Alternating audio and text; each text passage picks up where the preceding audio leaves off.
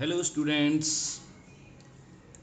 आज हम 11वीं की फ़िज़िक्स शुरू करने जा रहे हैं। मेरा नाम गोपाल शर्मा है और मैं आपको फ़िज़िक्स के कॉन्सेप्ट्स को बहुत ही सरल तरीके से समझाने की कोशिश करूँगा। और आज मैं 11वीं की फ़िज़िक्स का दूसरा चैप्टर यूनिट्स एंड मेजरमेंट शुरू करने जा रहा हूँ। तो चैप्टर का नाम है यूनिट्स एंड मेजरमेंट। इससे पहला जो चैप्टर पढ़ा था उसमें हमने क्या पढ़ा था? Physical word. फिजिकल वर्ड क्या था? Physical word, everything existing around us is called physical word.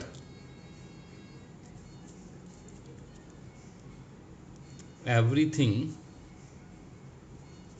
Existing around us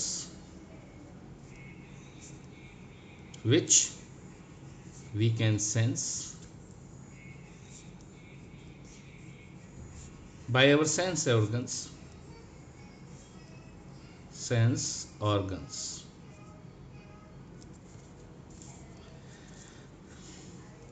physical world में हमारा यूनिवर्स पूरा का पूरा उसी में इंक्लूड होता है, वही फिजिकल वर्ल्ड है। दूसरा वर्ड कौन सा होता है? स्पिरिचुअल वर्ड, जिसके बारे में हमें यहाँ कोई बात नहीं करनी।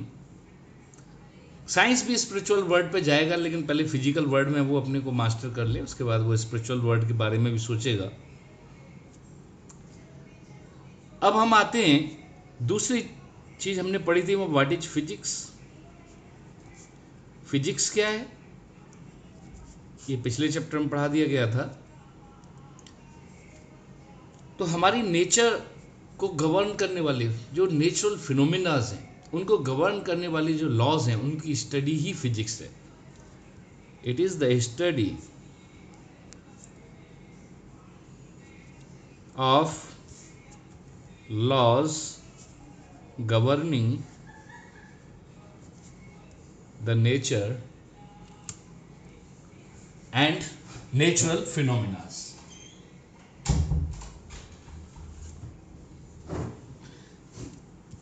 Governing the nature and natural phenomena.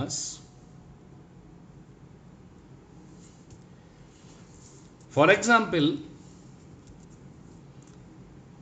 जैसे ऊपर से एक एप्पल गिरा, तो वो क्यों गिरा, उसका रीजन क्या है, वाई, हाउ, और उसका उसी के जैसे और भी चीजें जिनको हम उसी की हेल्प से समझ सकते हैं, उसी एक एक्सपेरिमेंट की हेल्प से। That is called future of the concept. तो कोई भी एक एग्जाम्पल हम दे देते हैं। Why are the rain drops spherical. ये पानी की बूंदें गोल ही क्यों होती हैं, या बूंदें गोल ही क्यों होती हैं? तो हमें यहाँ इसका जवाब नहीं देना है, हम बता रहे हैं। तो ये रेन ड्रॉप्स क्या है? नेचुरल फिनोमिना है। बारिश होना क्या है? नेचुरल फिनोमिना है। पानी हमें मिला है, किसने दिया है? नेचर ने दिया है, फिजिकल वर्ल्ड का ही पार्ट है। तो जब हम इसकी स्टडी करना शुरू करेंगे तो वो स्टडी हमारी फिजिक्स में इंक्लूड हो जाएगी। जैसे ऊपर से एप्पल गिरा, अगर हम उसकी स्टडी कर रहे हैं कि क्यों गिरा, कैसे गिरा, कितनी दूर, कितना टाइम लगा, तो ये सब फिजिक्स की स्टडी है। ठीक है। और Greek letter physis Greek letter या ग्रीक वर्ड फाइसिस, जिसका मतलब होता था नेचर, उसी से ये फिजिक्स आया है। ऐसे साइंटिया से साइंस आया था। तो ये उस समय ग्रीक में डेवलपमेंट अच्छा खासा हुआ था, उसी समय उसी जमाने की बात है। तीसरी जो इंपॉर्टेंट चीज जब फिजिक्स हम स्टडी करते हैं, तो फिजिक्स को स्टडी करने के लिए हमें कुछ चीजों की जरूरत पड़ती, कुछ बेसिक्स ज़रूरत पड़ती हैं, जिनके बिना बिना हम पढ़ नहीं सकते। जैसे ऊपर से एक एप्पल गिरा तो सबसे पहले हमारा मन खुद कहेगा ये कितनी ऊंचाई से गिरा है। मन कह रहा है पास से गिरा है कि दूर से गिरा है, यानी ये कंपैरिजन टाइप का हमारे दिमाग में शुरू होगा, कितनी हाइट से गिर रहा है, कितनी ऊंचाई से। हम क्योंकि अब जानते हैं, पहले से ही जान रहे हैं इस चीज़ को, ज़्यादा ऊंचा है कि कम ऊंचा है। शब्द पहले आ गए थे, फिजिक्स बाद में आई थी, तो हमें एक हाइट की जरूरत पड़ रही है। और ये भी जानना चाह रहे हैं भाई, हम पूरी बात बताने के लिए हमें ये भी मालूम होना चाहिए कि इसका मेजरमेंट कितना है, कितनी हाइट एक्चुअली है कितनी, या दो डिफरेंट हाइट में क्या डिफरेंस है और क्यों डिफरेंस है। ये सब चीज़ें हमें फिजिक्स के अंदर ही आएंगी करने के लिए। तो तीसरा जो पॉइंट था वो था फिजिकल क्वांटिटी। जैसे हमने हाइट का, ये फिजिकल क्वांटिटी, कितना टाइम लगा, ये फिजिकल क्वांटिटी। तो फिजिक्स के पढ़ने के लिए हमें जो बहुत इंपॉर्टेंट बातों की जिनकी ज़रूरत पड़ी, जिनके बिना फिजिक्स को पढ़ा ही नहीं जा सकता था, और जो सब मेजरेबल थी, जिनका मेजरमेंट हो सकता था, उन सभी का नाम क्या डाल दिया, फिजिकल क्वांटिटी। तो फिजिकल क्वांटिटीज, ये यहां से शुरू होता है ये वाला चैप्टर। ये क्या होती हैं physical quantities? The part of physical word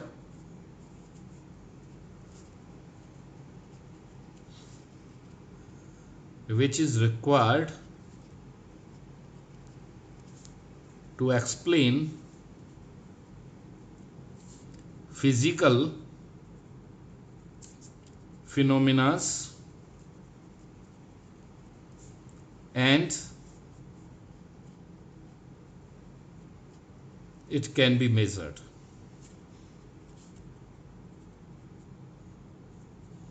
Physical quantities क्या, the part of physical world which is required to explain physical phenomena and it can be measured, यानी physical quantities का measurement जरूर होगा। For example,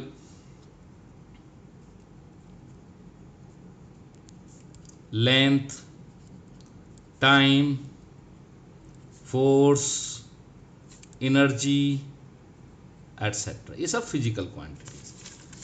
दूसरी एक और बात हम बताते हैं फिजिकल क्वांटिटीज के बारे में, कि फिजिकल क्वांटिटीज नहीं होती तो हम फिजिक्स की स्टडी नहीं कर पाते। फिजिक्स तो हो रही होती, फिजिक्स तो होती, लेकिन हम स्टडी नहीं कर पा रहे होते। तो physical quantities are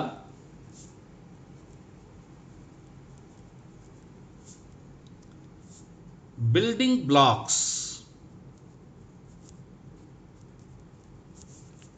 in the study of physics. Physical quantity physics की स्टडी में बिल्डिंग ब्लॉक्स की तरह, जैसे ईंटें जरूरत पड़ती है मकान बनाने के लिए, ऐसे ही फिजिक्स की स्टडी के लिए फिजिकल क्वांटिटीज हमें पढ़नी पड़ती हैं, बिल्कुल बिल्डिंग ब्लॉक्स की तरह ही हैं। ये नहीं होंगे तो हम इसको नहीं पढ़ पाएंगे। अब बात आती है नीड ऑफ मेजरमेंट। हम फिजिकल क्वांटिटी का मेजरमेंट क्यों करना चाह रहे हैं? As we know that physics is an exact science. Physics जो है एग्जैक्ट साइंस है। Therefore, it is meaningful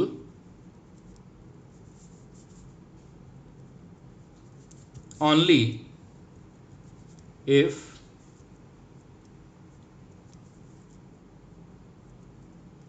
we are capable to express it theoretically as well as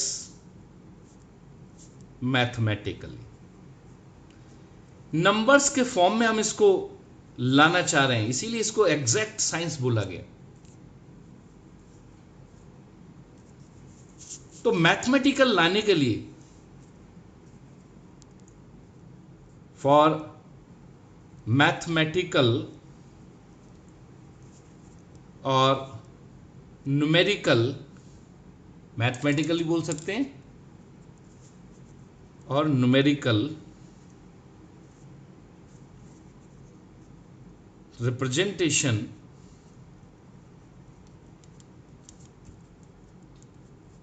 we need measurement.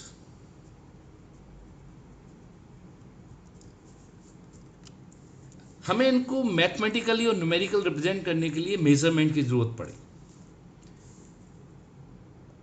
और मेजरमेंट की जरूरत पड़ी तो हमने क्या किया, मेजरमेंट का तरीका ढूंढा।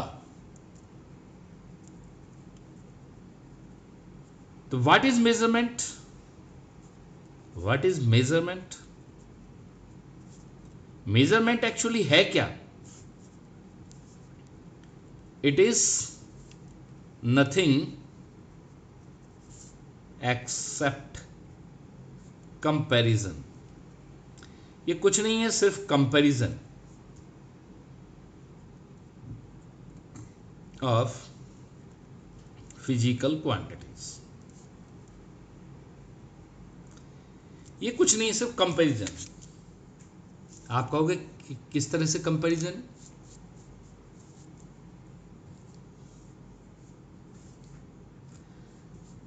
तो कंपैरिजन क्यों है, तो आप ये भी जान लीजिए कंपैरिजन क्यों है। इसके लिए मैं एक एग्जांपल लेता हूं। जैसे मैंने आपसे कहा कि एक बड़ा कंटेनर है, इसको मैं उठा के नल से नहीं भर पा रहा हूं, पानी से कोई भी चीज है, और एक मेरे पास छोटा जग, मग्गा, जग जो भी बोल रहे हो। अब मैं इसको भर भर के, इसको पूरा फिल करके इसमें डालता जा रहा हूं। मालूम पड़ा कि मैंने 100 बार जब ये डाला, 100 टाइम्स, तो ये पूरा भर गया। इसको भर भर के मैंने 100 बार इसमें डाला, तो ये क्या हो गया, भर गया। तो अगर मैं पूछूंगा what is the volume of, ये टैंक है और ये मग है, तो एक क्वेश्चन मैंने यहां पे लिख दिया कि एक टैंक को एक मग 100 बार में भर देता है, 100 टाइम्स में इसको भर देता है। तो आप क्या कहोगे, volume of tank is equal to 100 times of volume of mug. तो ये वॉल्यूम ऑफ टैंक ये फिजिकल क्वांटिटी है। ये जो 100 है ये न्यूमेरिकल वैल्यू है, और ये वो कंपैरिजन है। इस कंपैरिजन का नाम ही स्टैंडर्ड और यूनिट। इस कंपैरिजन को हम स्टैंडर्ड या यूनिट कहते हैं।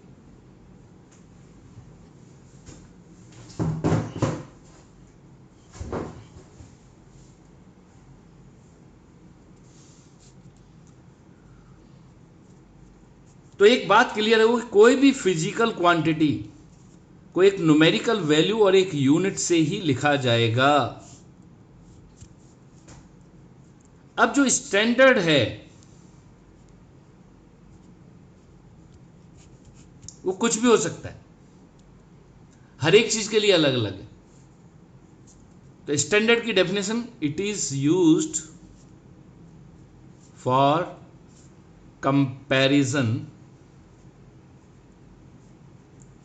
Of a physical quantity.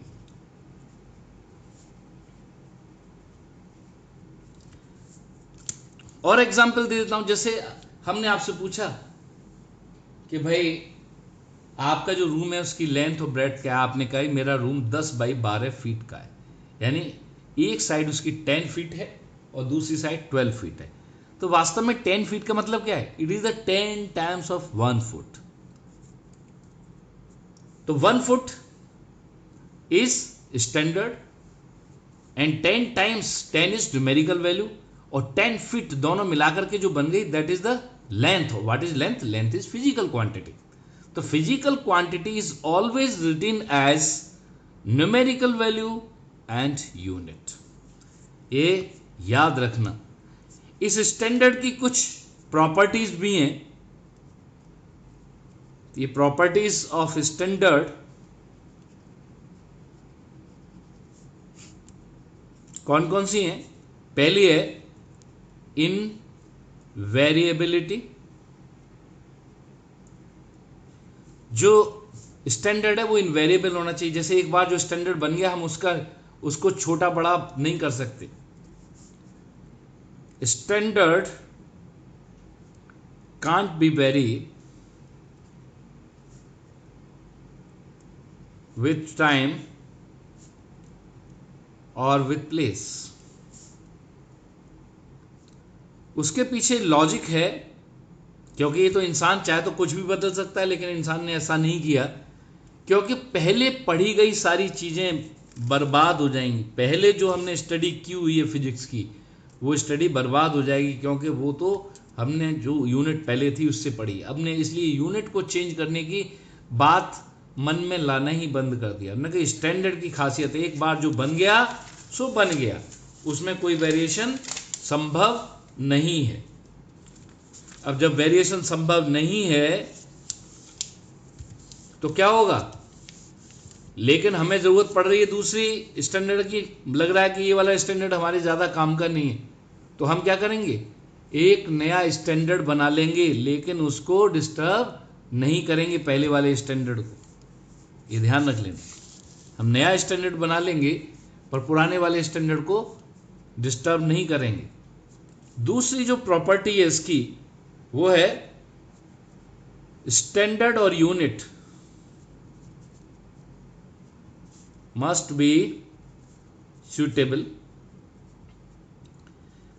Unit suitable होनी चाहिए, स्टैंडर्ड जो है सूटेबल होना चाहिए। जैसे छोटी फिजिकल क्वांटिटी के लिए छोटा स्टैंडर्ड। अब मैं आपसे पूछ लूं कि आपके जो कमरे की लेंथ कितने किलोमीटर है, तो आपको हंसी आ जाएगी, अरे सर कैसी बात कर रहे हो, फीट में मेजर करते हैं। या मैं पूछूं कि भाई ये जो मॉस्किटो है, मच्छर है, या एक छोटी सी मक्खी उड़ रही है, कितने कुंटल की है, तो आप हंस जाओगे, अरे क्या बात कर रहे हो सर, मक्खी और कुंटल। तो ये अपने आप दिमाग कह रहा है आपसे कि हमें स्टैंडर्ड हमेशा वैसा ही रखना है जिस तरह की हमारी फिजिकल क्वांटिटी। ठीक है, तो जो हमारा स्टैंडर्ड या यूनिट है वो सूटेबल होना चाहिए। सूटेबल का मतलब according to the physical quantity. तो for bigger quantities standard must be big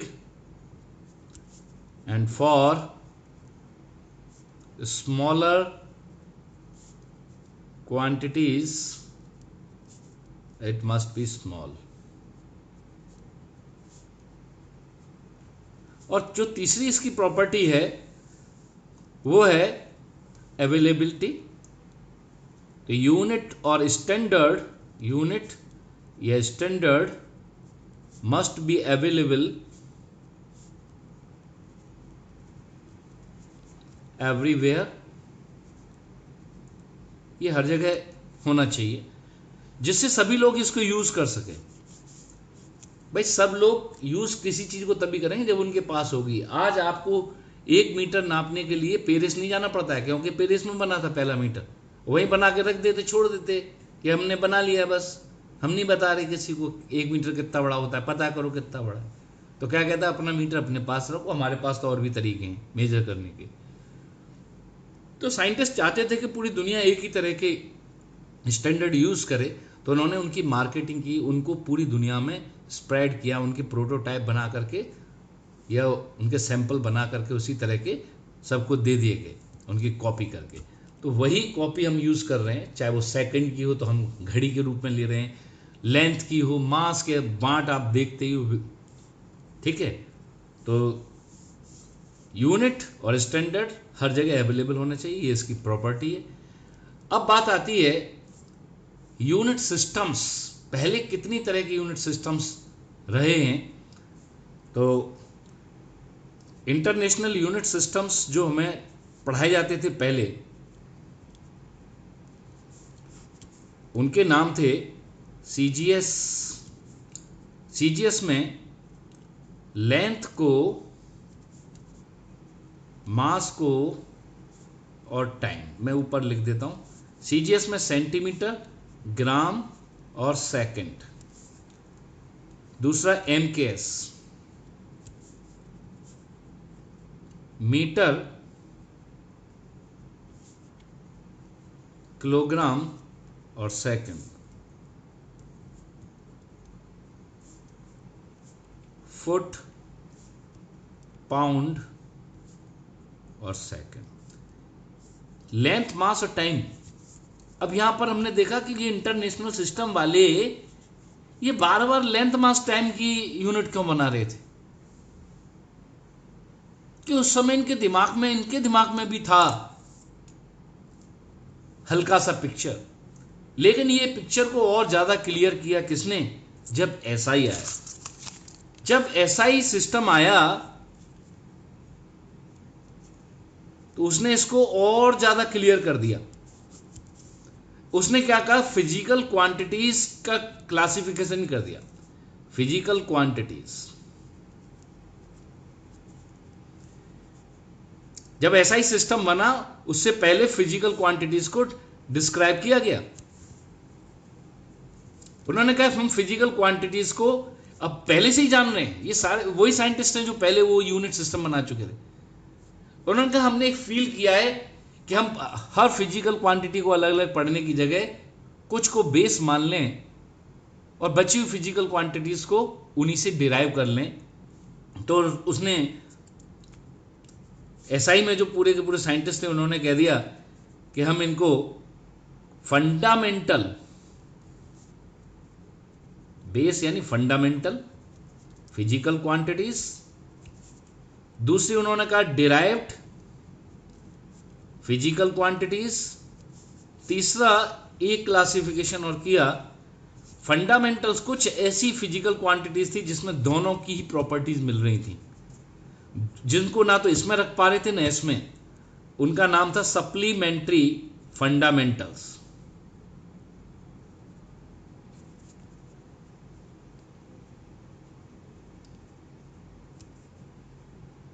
physical quantities इसमें दो थी, इनके बाद में भी बता देंगे, angle and solid angle.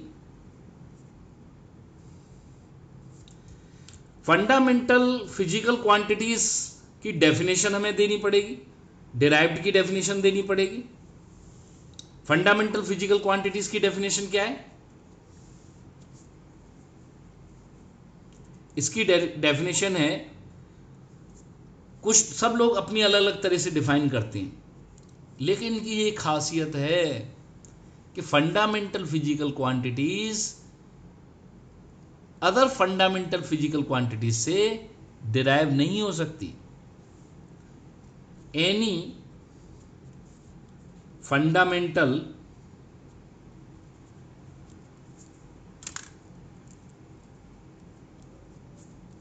Physical quantity, any fundamental physical quantity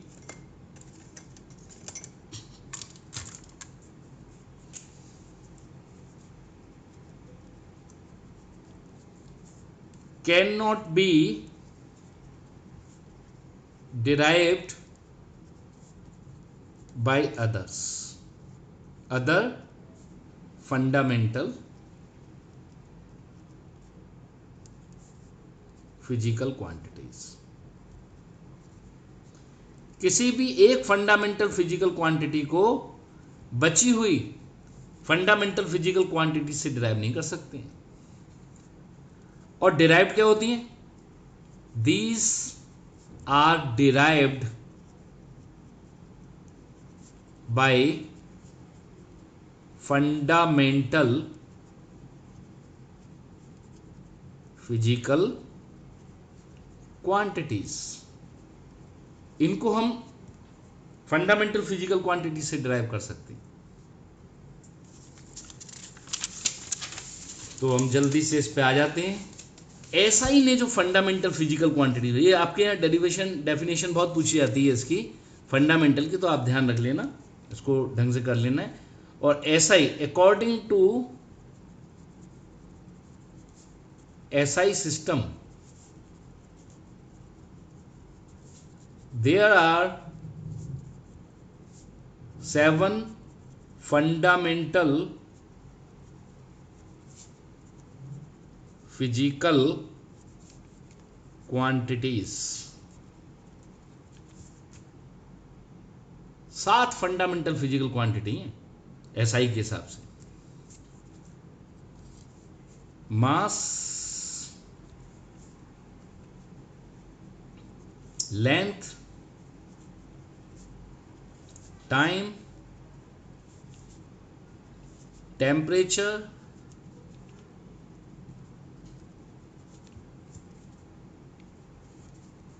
current, luminous intensity,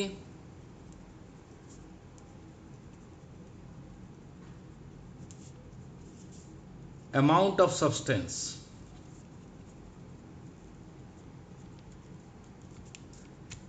इनकी ऐसा यूनिट्स भी थी।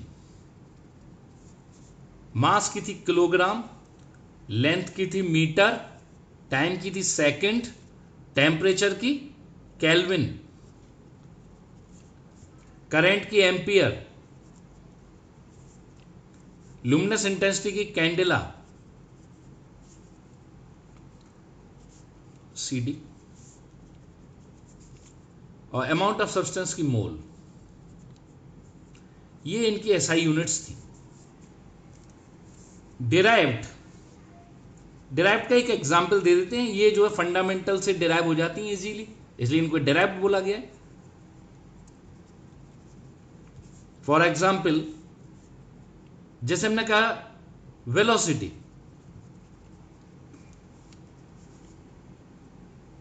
डिस्प्लेसमेंट अपॉन टाइम, और डिस्प्लेसमेंट क्या थी? लेंथ और टाइम, यानी लेंथ और टाइम से मिलकर के वेलोसिटी बन गई। तो ये क्या हो गई? Derived. Momentum, mass into velocity, तो मोमेंटम क्या हो गया? तो मास भी फंडामेंटल है, और वेलोसिटी भी फंडामेंटल से बनी, लेंथ और टाइम से। तो मास और लेंथ और टाइम से मोमेंटम मिल गया। तो derived physical quantity fundamental physical quantity से आराम से बन जाती है, और यही उनका उद्देश्य था कि हमें सबरी अलग अलग फिजिकल क्वांटिटी सारी की सारी ना पढ़नी पड़े, कुछ बेस बना करके बची हुई rest of the physical quantities को उनकी हेल्प से स्टडी कर लिया जाए। यही उनका मुख्य उद्देश्य था, और वो अपने उद्देश्य में सफल हुए। अब बात आती है सप्लीमेंट्री फंडामेंटल्स। नाम मैंने लिख दिए थे।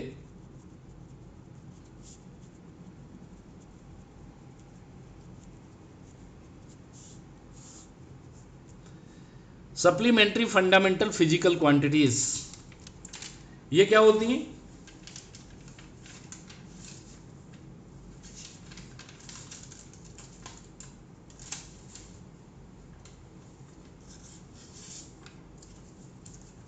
सप्लीमेंट्री फंडामेंटल्स क्या होती हैं?